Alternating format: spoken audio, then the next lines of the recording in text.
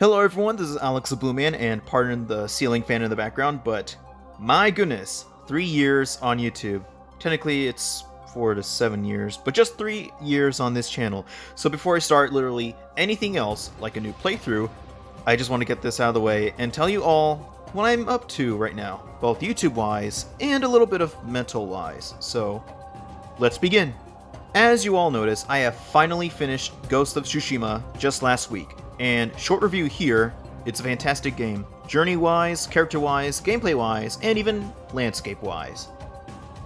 I think it's safe to say it is a better Assassin's Creed game than the current Assassin's Creed games nowadays.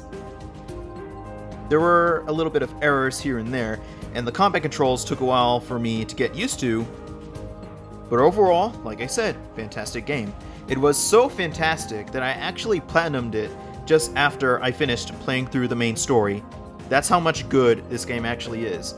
I could probably say that this is the fastest I've platinumed a game since ever, and I haven't platinumed almost any game before. Until now, that is.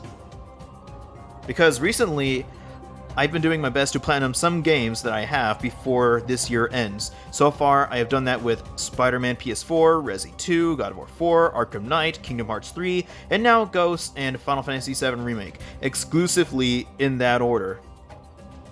For the next game I am planning to play is, like I said, Red Dead Redemption 2. I just hooked up the application for it on my PS4, and let me just say this. The process took about 2 hours, and that's including the updates it has received since its 2-year span since its release. But now it is officially ready to go, and I can't wait to start it for you guys. That is, if you're a fan of gunslinger and western-themed media. As for other games I have yet to play on my channel, which are Persona 5 Royal, Days Gone, and Death Stranding, I am going to have to postpone those games until I get Red Dead 2 out of the way. That is, if I don't get the PS5 by then. It will be a long road ahead, but as long as I stay consistent, I will get it over with. As for movie reviews I have talked about a month or two ago, I'm planning to do those during December, aka, as I call it, DLC month. So I will apologize once again for them being several months late. It is because due to the you-know-what, quote-unquote, there's not much movies to talk about at the theater.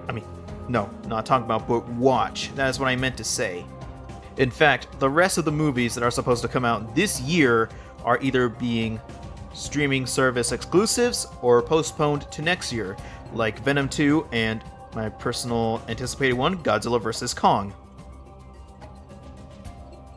All in all, video games are starting to become my main thing than reviewing and talking about movies. So, no movies waiting for me until 2021.